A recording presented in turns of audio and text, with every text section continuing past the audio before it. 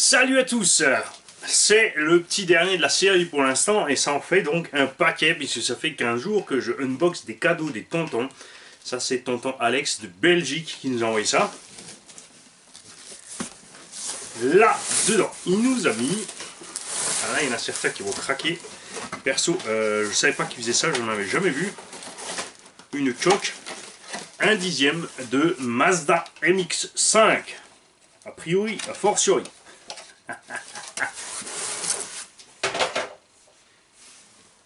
Et un châssis de RS4 Mini. On est presque dans le vintage là. Transmission par courroie avec deux courroies. Diff avant et arrière bi. Le diff arrière a un petit souci. Tout petit module. Évidemment là on se dit ouais tout ça c'est monté vachement haut, mais en fait c'est pas grave puisque la batterie en bas, le moteur en bas, ça pèse pas grand chose. L'engin est quand même étonnamment lourd de l'avant, malgré qu'il n'y a aucun élément dessus à part le cerveau là, mais c'est pas lui qui va peser une tonne. Suspension alu, alors là ça elle est super bien faite et super bien réglée. On peut régler la garde-sol à l'arrière, on a 6 cardans CVD quand même, c'est pas mal. Et bah, a priori il manque rien, sinon cet engin, on a un petit clip qui manque, là, 2-3 trucs. Donc ça c'est une petite bécane à remettre en route et qui ne nécessitera pas grand chose. En fait on va ouvrir ce diff à l'arrière, voir ce qui se passe avec ces billes. Et éventuellement, si on ne trouve pas de pièces, on adaptera quelque chose d'autre. On a un petit mot. C'est rien, moi je commence à déballer, je vais passer un petit mot d'abord. Salut Mani, dans ce colis tu trouveras des bonbons pour toi. Des petits nounours, ça arrive. Ouais, ça on en a besoin pour réfléchir. Parce que c'est pas évident quand t'es blanc. Une HPI RSA Pro avec un problème de diff arrière, des pièces Tamiya et 2-3 trucs qui traînaient. Continue à nous faire rire et nous apprendre plein de trucs et astuces, qui est Alex. Merci Alex, parce que Alex en plus nous a envoyé une carreau neuve pour micro RS4 de Alfa Romeo. Alors les micro RS4 c'est une gamme que je connais pas du tout, on va donc grâce à toi découvrir ça. Alex. Un sachet de pièces avec des mini essieux, qu'est-ce que c'est ça? Vous pouvez nous dire d'où ça vient? Ah c'est un Baja Q, de toute évidence là-dedans les restes d'un Baja Q32, puisqu'on a des stickers de Baja Q32 et une notice de Baja Q32. Des petites options Tamiya, c'est vrai que Tamiya ils font des trucs quand même vachement chiadés en option pour des petits 1/10 pistes. En veux-tu en voilà avec les références. Il y a du Sen aussi. J'en connais un qui a vraiment vidé le fond de sa cave. Qu'est-ce que c'est que ça? Ouais. Pour TA03F Pro. Hein, ça change de truc. Option plaque carbone avec les barrettes en alu pour maintenir la batterie. Un petit baril de charbon. Quick Run Obi-Wan rebadgé. Un petit XL5 charbon.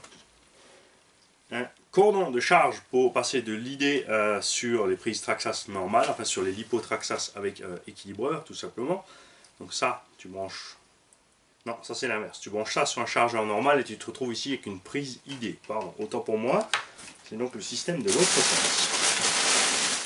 Je fais doucement parce qu'il m'a mis partout des pièces.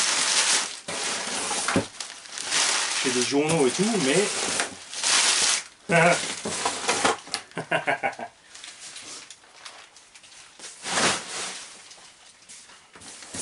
C'est le carton d'Alibaba. Petite radio TF60 qui vient donc d'un Q32. Et nous avons un Q32 avec. Ça c'est cool, puisqu'on va enfin pouvoir en tester un. Ça faisait un moment que je voulais tester ça. Sur ces trucs là, on a une direction avant avec un trim à la Nico, c'est-à-dire par le dessous tu as une languette pour trimer ta direction. Parce que je sais pas si c'est une direction gauche-droite progressive ou si elle est on-off à fond à gauche à droite. Ça a l'air d'être plutôt du fond à gauche à droite. On a une suspension arrière avec un... Ouais, c'est une espèce de monobras. C'est pas une suspension en fait, ça bouge droite-gauche, mais ça ne se comprime pas. À l'avant, c'est le flex qui fait. À voir. Avec des petites mousses, c'est censé tenir sur des sols lisses. On ne sait pas. Une deuxième TF60, ce qui explique les morceaux dans la boîte. c'est donc qu'il y a ici un engin en pièces. Des gommes neuves et emballées HPI pour la micro-machine, une tonne de suspension à 10e piste, plein de roues de 1/10. Alors 1/10 c'est assez marrant parce que ça a quand même une tonne de tailles différentes. Alors ça c'est du genre rallye et ça c'est plutôt piste, donc t'es quand même beaucoup plus petit et il y en a encore des plus petites. Ça c'est bon, c'est comme un 1.8, c'est pareil, hein. On se retrouve aussi avec 3-4 tailles de pneus différentes sur nos rallyes 1.10, 1.8. On a donc du slick, du rainuré, encore du pneu de micro RS, des petits disques de circuit qui vont avec le Q32, un paquet de moteurs charbon qui évidemment comme sont aimantés sont venus se retrouver au milieu du carton au fond, une TF40 avec son récepteur. Radio, c'est vrai qu'elle est un peu massive, on a encore une antenne et tout ce qu'on veut, j'ai déjà dit, n'empêche qu'elle est pas si mal. Je lui reproche un peu le chemin marche arrière frein, mais on a évidemment les trims, le dual rate de la direction et les dual rates séparés ici, gaz, frein et direction. Ce qui fait que ce genre d'engin, un engin équipé avec cette radio, c'est super génial parce qu'au fond ici tu as un petit tournevis et avec ce tournevis tu peux brider instantanément ta direction, tes gaz et tes freins. Évidemment c'est un peu plus complexe qu'une molette. L'avantage c'est que si papa il garde ça en poche, parce que fiston il a vite fait de trouver où ça va, t'en fais pas, hein, tu lui montres qu'une seule fois, après il a repéré.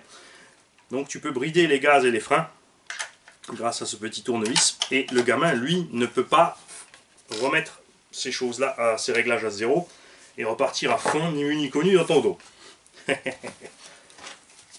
Tout un paquet de plots de carreaux, ça c'est pratique aussi, de toutes les tailles, de toutes les longueurs, tu peux couper et fixer comme tu veux, devant, derrière, machin, pour du 1/10. Et un petit machin dont je ne sais pas encore ce que c'est. Alors, tonton Alex, là, va falloir que tu nous éclaires sur la base de ce châssis. Évidemment, un 24e, hein, tu vois, dans ce genre-là. Hein, entre un 24, un 20, tralala. Mais, très très funky, c'était vendu par Avio Racing. On a des suspensions à bras inversés. Donc un petit levier ici qui va presser sur l'amorto. C'est que l'amorto n'est pas monté à l'intérieur ici et tout. C'est assez rigolo. C'est très efficace aussi. On a quand même 4 cardans CVD plastique, le central en ferraille, micro-servo standard, un petit moteur brochehead.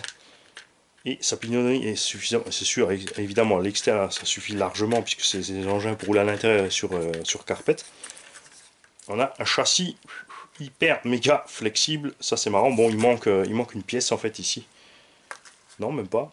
On a cette petite tige en plus, par contre, ouais, c'est bizarre. Vraiment hyper flex. Donc Alex, si tu veux bien nous dire d'où ça sort, c'est X-Ray, c'est une X-Ray, c'est écrit dessus, mais Bani, enfin quand même, là c'est écrit X-Ray. C'est le Vario qui vient de chez Avio Racing. Alors est-ce qu'ils ont redistribué ces engins ou est-ce que tu as mis un combo dessus? Mais ceci est une X-Ray 1/24e. Ça me paraît quand même étrange le flex de ce châssis sur une X-Ray. Par contre, ça doit être rudement efficace. Alors, comme je viens de le dire, tonton Alex, on attend de toi des précisions sur cette petite bombinette là.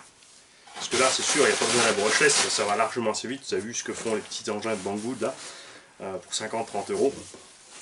Parce que je rappelle que la grosse, la A959 là, vaut 50 € et la taille en dessous ne vaut que 35-40 € avec les frais de port. Donc merci à toi Alex. Ça, évidemment, on va se le tester. Hein. Ça, c'est clair. Moi, je dis que cette suspecte a l'air vraiment rudement efficace et que ça va nous changer des autres engins qu'on a pu tester dans cette taille-là. Impatient aussi de tester ce mini machin. Ah, d'ailleurs, il y a plusieurs carreaux, mais oui, puisqu'il y en avait 2 à la base. Alors, c'est le chien qui t'a mâchouillé le deuxième, ou c'est le chat, ou c'est maman qui l'a pas vu? On va évidemment se pencher sur la notice. Pour la charge, il y a un mini jack ici sur le côté. Donc on verra ce qu'il faut faire à ce niveau-là.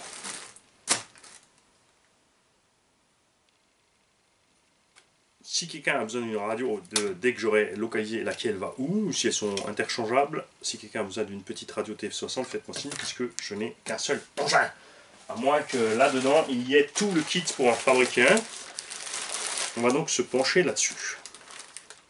Je ferai aussi, ça va mettre un peu de temps, détendez-vous, hein, je vous ferai une petite liste des pièces Tamiya option là-dedans, avec les références qu'il y a là-dedans. Parce que ça, là, on ne peut pas dire autre chose que qu'on frise le collector, hein, quand même. Mon TF03, c'est assez récent. Il y a quand même des options assez dures à trouver là-dedans. On se penchera dessus. Soyez pas pressés, comme d'habitude, ça peut prendre, c'est qu'une question de mois. Salut tout le monde, merci Alex.